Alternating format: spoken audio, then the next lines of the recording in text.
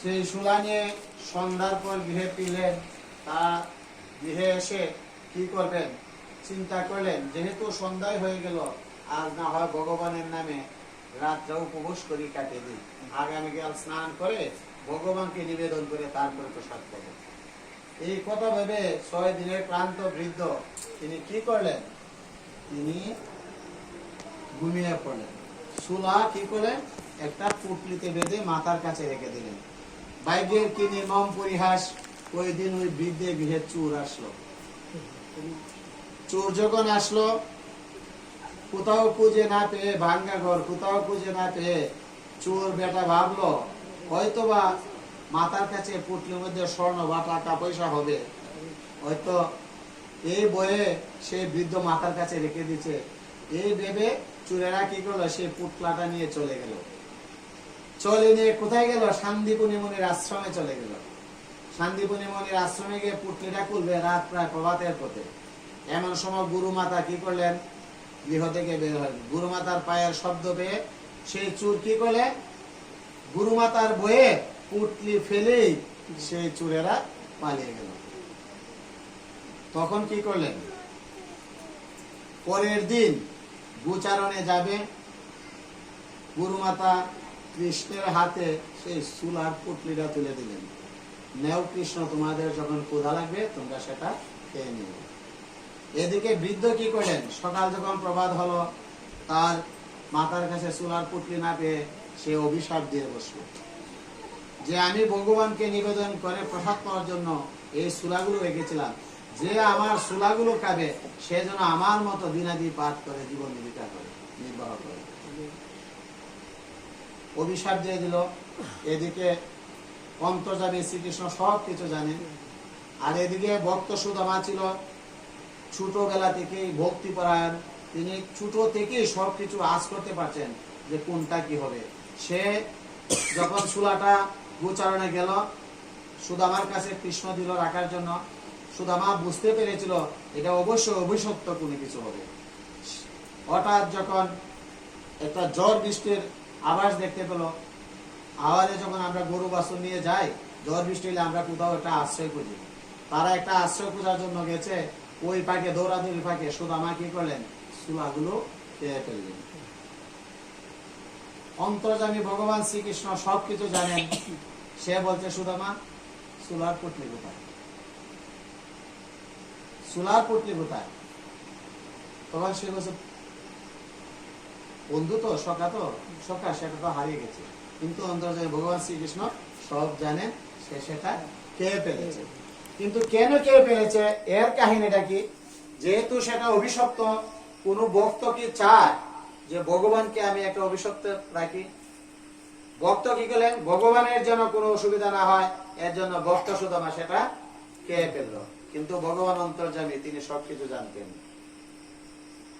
এজন্য ভক্ত সুদামা কি করলেন, ওই বৃদ্ধার অভিশাপে অভিশপ্ত হয়ে সেও ভিক্ষা করে জীবিকা নির্বাহ করতে লাগলেন।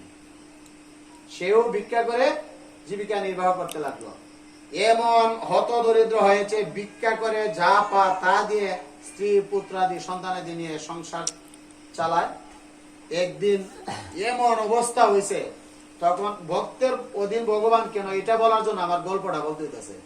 তখন কি করলেন, তার স্ত্রী বলতেছে, ওগো শুনেছি তো তোমার বন্ধু, তোমার সখা দ্বারকাধীশ অর্থাৎ দ্বারকার রাজা শ্রীকৃষ্ণ, উনি তো রাজা, তোমার তো বাল্যবেলার বন্ধু, যাও না দেখো না কোনো কিছু একটা উপায় হয় কিনা। সে বলছে আমি বন্ধুর কাছে যাব, মনে মনে ভাবছে কিন্তু আমি তো বন্ধুর কাছে কোনো কিছু চাইতে পারবো না। ঠিক আছে, স্ত্রীর কথায় তখন ভক্ত সুদামা দ্বারকায় চলে গেলেন। দ্বারকায় যখন গেলেন, রাস্তা দিয়ে যাচ্ছেন, পরনে চেরা কাপড়, রাস্তা দিয়ে হাঁটছে, কাটা পড়ে পা দিয়ে রক্ত ঝরছে, একদম রক্ত ঝরছে, ধুলাবালি শরীর একদম মলিন হয়ে গেছে। যখন দ্বারকায় গেলেন, দ্বারের মধ্যে অর্থাৎ গেটের মধ্যে সিকিউরিটি গার্ড থাকে না, কেউ তাকে ঢুকতে দিলেন না। যখন বলেন যে আমি আমার বন্ধুর সাথে, আমি শ্রীকৃষ্ণের সাথে আমি দেখা করতে চাই, আরে তুমি কি মাথার দোষ, শ্রীকৃষ্ণ তোমার বন্ধু হবে, তোমার সখা হবে।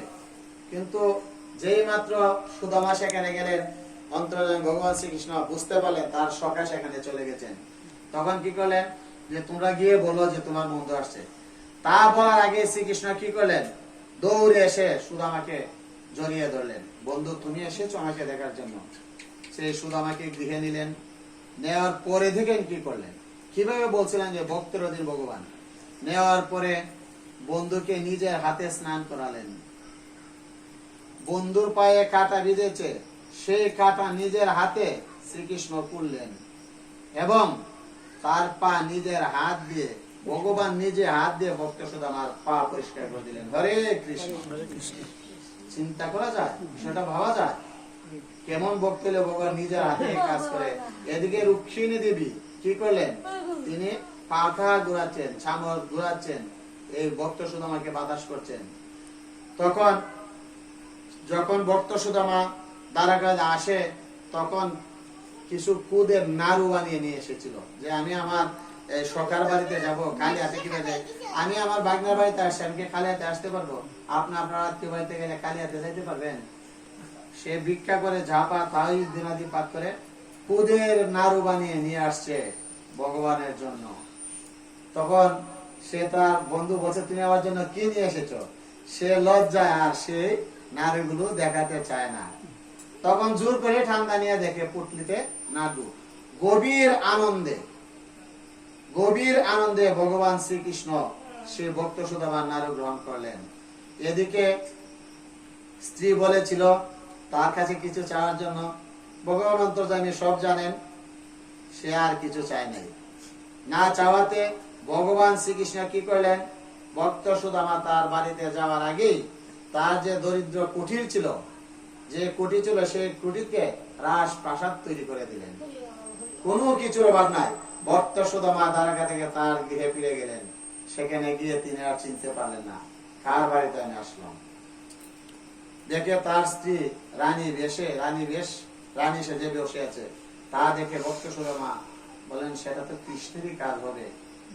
তাই তিনি কৃষ্ণের চরণে প্রণতি নিবেদন করেছিলেন। এটাই হচ্ছে ভক্তের অধীন ভগবান। কারণ ভগবান নিজে ভক্তের পায়ের কাটা খুলে ভগবানের পা ধৌত করেছিলেন। এই দেখেন তো, যারা ইউটিউবে দেখবেন এই ভক্ত সুদামার ছবি দেখবেন, ভগবান নিজের হাত দিয়ে এই ভক্ত সুদামার পা ধুয়ে দিয়েছেন। এজন্য আমাদেরকে কি করতে হবে, ভগবানের প্রতি অগাধ বিশ্বাস, ভালোবাসা সবকিছু আমাদের থাকতে হবে। তাই তো নবম অধ্যায়ে ভগবান কি বলেছেন, তৃতীয় অধ্যায়ে ভগবান কর্মযুগে 9 নং শ্লোকে ভগবান বলেছেন ইয়াজ্ঞার্থাৎ কর্মণয় অন্যত্র লোকয়ম কর্মবন্ধনঃ তদর্থম কর্ম কুন্তয় মুক্ত সঙ্গ সমাচার।